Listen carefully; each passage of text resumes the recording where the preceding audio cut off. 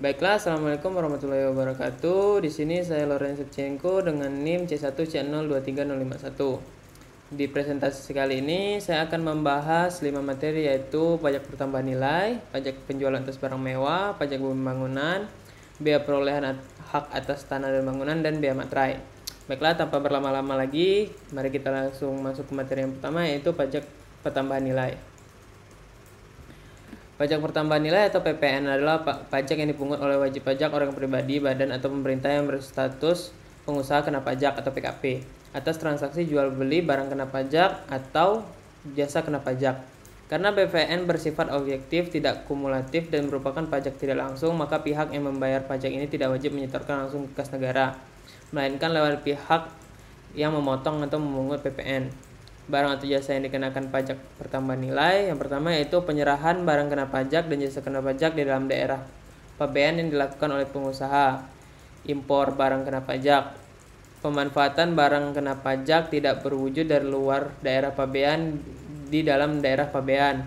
Pemanfaatan jasa kena pajak dari luar daerah pabean di dalam daerah pabean. Ekspor barang kena pajak berwujud atau tidak berwujud, dan ekspor jasa kena pajak oleh pengusaha kena pajak. Lalu kegiatan membangun sendiri bangunan dengan luas lebih dari 200 meter persegi yang dilakukan di luar lingkungan perusahaan atau pekerjaan oleh orang pribadi atau badan yang hasilnya digunakan sendiri atau pihak lain. Selanjutnya yaitu penyerahan aktiva yang menurut tujuan semula tidak untuk diperjualbelikan sepanjang masa pajak masukan yang dibayar pada saat perolehan aktiva tersebut boleh dikreditkan.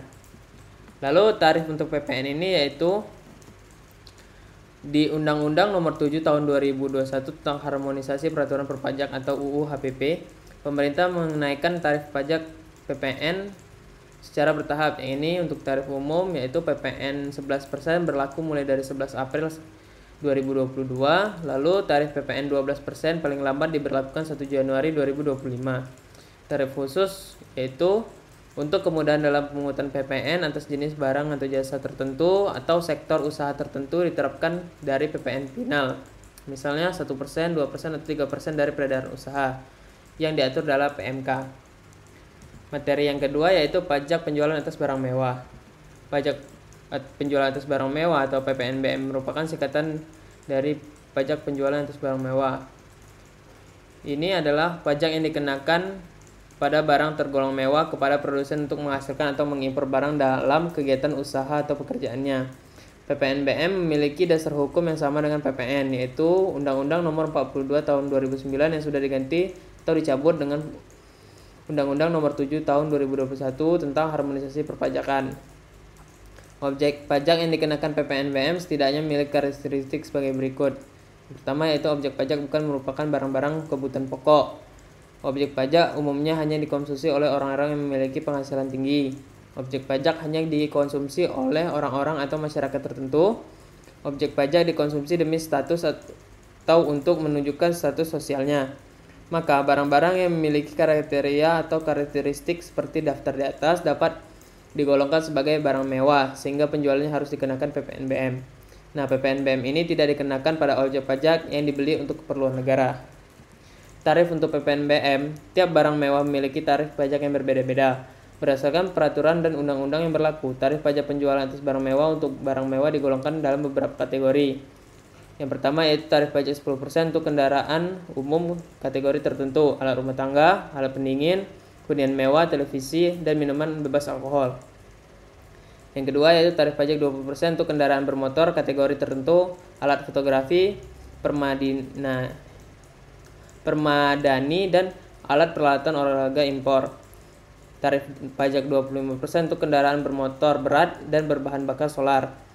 Tarif 35% untuk minuman bebas alkohol, barang berbahan kulit impor, batu kristal, bis, dan barang pecah belah.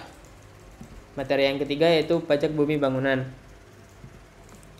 Pajak bumi bangunan atau disingkat PBB adalah pemungutan yang harus dibayar atas keberadaan bumi dan bangunannya, yang memberikan manfaat atau status sosial ekonomi bagi seorang atau badan yang mempunyai hak atasnya untuk mendapatkan manfaat padanya.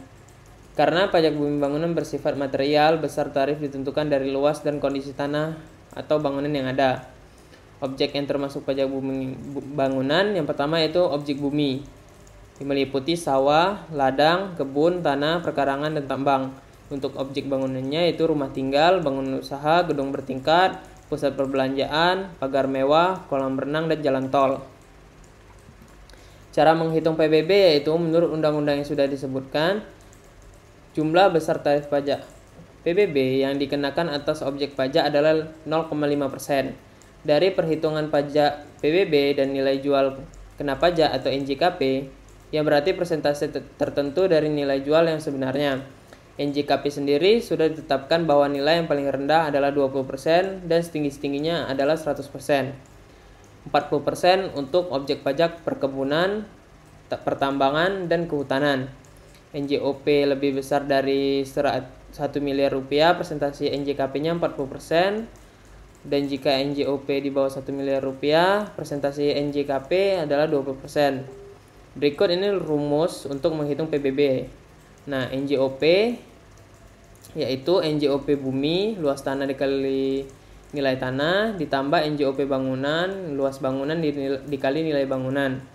Nah, NJOP TKP-nya ini atau nilai jual objek pajak tidak kena pajak yaitu paling rendah 12%. NJOP untuk perhitungan PBB yaitu NJOP dikurang NJOP TKP. Nah, NJKP sama dengan yaitu 40% dari NJOP atau 20% dari NJOP untuk perhitungan PBB. Untuk menghitung PBB terutang yaitu 0,5% dikali NJKP atau jumlah pajak yang harus dibayar untuk setiap tahunnya. Yang keempat yaitu bea perolehan hak atas tanah dan bangunan. BPHTB adalah pemungutan atas perolehan hak dan tanah atau bangunan. Hal ini sebagaimana diatur dalam pasal 1 angka 43 Undang-Undang Nomor 28 Tahun 2009 tentang pajak daerah dan retribusi daerah. Dalam bilangan ini disebutkan bahwa hak atas tanah atau bangunan adalah hak atas tanah termasuk hak pengelolaan beserta bangunan di atasnya. Artinya, yang menjadi objek pajak BPHTB yaitu perolehan atas penjualan tanah maupun bangunan.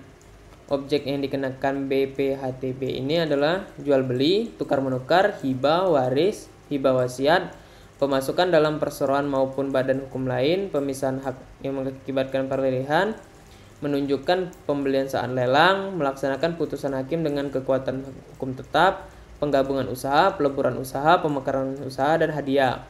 Adapun hak dasar yang meliputi objek BPHTB meliputi hak milik, hak guna usaha, hak guna bangunan, hak pakai, hak milik atas satuan rumah susun, dan hak pengelolaan. Cara menghitung BPHTB yaitu rumus dalam menghitung BPHTB adalah tarif pajak 5% dikali dasar pengenaan pajak atau nilai perolehan objek pajak dikurangi nilai perolehan objek pajak tidak kena pajak. Besar NPOP TKP di masing-masing wilayah berbeda-beda, namun berdasarkan pasal 87 ayat 4 Undang-Undang PDRD nomor 28/2009 ditetapkan paling rendah sebesar 60 juta untuk setiap wajib pajak. Akan tetapi apabila perolehan hak berasal dari waris atau hibah wasiat yang diterima oleh orang pribadi yang masih memiliki hubungan keluarga saudara dalam garis keturunan lurus 1 derajat ke bawah termasuk istri, maka NPOP TKP ditetapkan paling rendah senilai 300 juta. Ya, baik langsung materi yang terakhir yaitu bea materai. Bea materai adalah pajak atas dokumen yang terhutang sejak dokumen tersebut ditandatangani oleh pihak-pihak berkepentingan atau saat dokumen tersebut selesai dibuat atau diserahkan kepada pihak lain jika dokumen tersebut hanya dibuat oleh satu pihak. Adanya perkembangan teknologi informasi semakin banyak terjadi perubahan untuk bentuk dokumen atau modifikasi dari bentuk sebelumnya.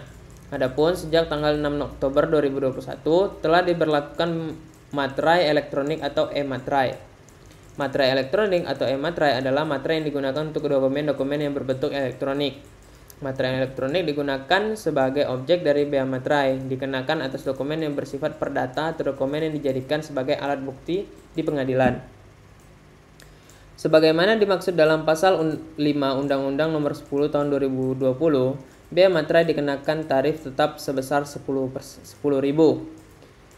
per lembar berlaku sejak 1 Januari 2021. Namun, bea materai dengan nominal 6.000 dan 3.000 rupiah ini masih berlaku hingga 31 Desember 2021 sesuai ketentuan penggunaan. yaitu membubuhkan 3 materai masing-masing senilai Rp3.000, 2 materai masing-masing senilai Rp6.000, atau materai senilai Rp3.000 dan Rp6.000 pada dokumen. Baiklah, sekian yang bisa saya sampaikan. Jika ada salah dan kurang saya mohon maaf. Saya akhiri. Wassalamualaikum warahmatullahi wabarakatuh.